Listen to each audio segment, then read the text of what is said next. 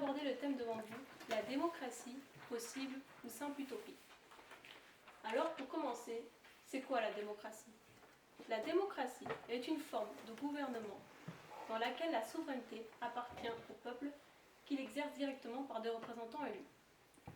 Ce mouvement, largement influencé par les philosophes des Lumières, est-il réellement instauré dans nos pays? C'est ce que je vais débattre devant vous. Mais avant cela, un peu de théorie. Il faut savoir que les 4 grands principes de la démocratie sont la participation citoyenne, la liberté d'expression, l'égalité devant la loi et le respect des droits fondamentaux. Sur ces 4 grands piliers est né tout un mouvement. Mais avant même que les philosophes l'utilisent, une autre société, bien en avance sur son temps, l'avait déjà instaurée. La démocratie athénienne. Alors, c'est quoi la démocratie athénienne? La démocratie athénienne est le régime politique mis en œuvre à Athènes durant l'Antiquité. Et même le mot démocratie vient du grec. Démos signifie le peuple et kratos le pouvoir. Donc, littéralement, le pouvoir au peuple. Donc, on peut dire que l'ancêtre de la démocratie est grec.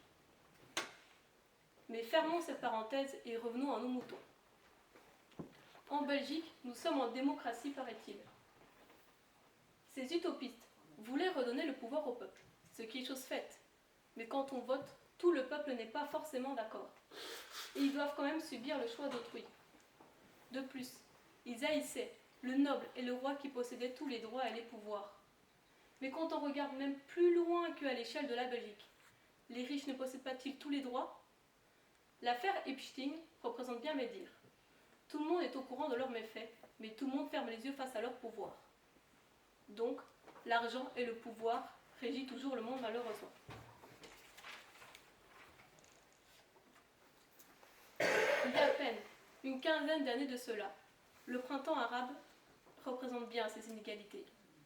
Le peuple, dans plusieurs pays arabes, s'est révolté. Il a protesté pour ses droits contre la tyrannie et suite à l'immolation par le feu de Mohamed Bouazizi. 2 ans de contestation envers tout un système immoral. Mais n'allons pas si loin dans le passé. Regardez ce qu'il se passe en Iran. Une tragédie humaine. Des milliers de morts sous la répression de leurs représentants religieux. L'Europe a même qualifié ses représentants de terroristes.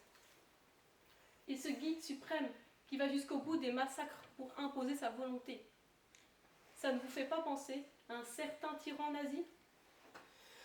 Mais ne croyez pas. Même dans nos pays, les corruptions sont visibles aux yeux de tous. Comme M. Sarkozy, qui n'a pas eu le même traitement en cellule que les autres détenus. Pourquoi, selon vous, il n'a pas eu le même traitement? Car il a été un jour président de la France? Pourtant, en démocratie, l'un des grands principes est l'égalité devant la loi. Donc, un escroc est un escroc à mes yeux. Il ne méritait pas de traitement de faveur. De plus, les différences de classe sont toujours aussi flagrantes. Des gens se tuent au travail pour à peine payer leurs factures, alors que d'autres croulent dans l'abondance et l'ingratitude. Et nous pouvons perdre à tout moment nos droits acquis. De plus en plus, l'extrême droite monte dans nos pays. Elle est contre toutes les valeurs de la démocratie. Dans certains pays, elle existe déjà. Regardez la situation en Corée du Nord. Aucun droit, aucun avis à part celui du dictateur. Et je n'ose même pas imaginer ce qu'on leur fait quand ils essayent d'être contre. Mais bon, certes, dans nos pays, nous n'y sommes pas encore. Et ce n'est peut-être plus aussi grave que par le passé. Nos droits humains sont largement plus respectés qu'à l'époque. On réfléchit par nous-mêmes et on diffuse notre savoir à tous. Les femmes ont des droits presque égaux aux hommes. Les personnes atteintes d'handicap sont plus considérées et les différences ne sont plus un tabou.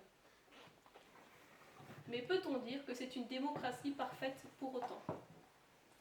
En conclusion, selon moi, non. Elle n'est pas parfaite et loin de l'être même. Et je ne pense pas qu'un jour on puisse l'atteindre. Elle est extrêmement fragile et elle peut s'écrouler à tout moment. Nous n'aurons jamais exactement ce que Diderot, Montesquieu ou Voltaire ont passé leur vie à essayer de concrétiser.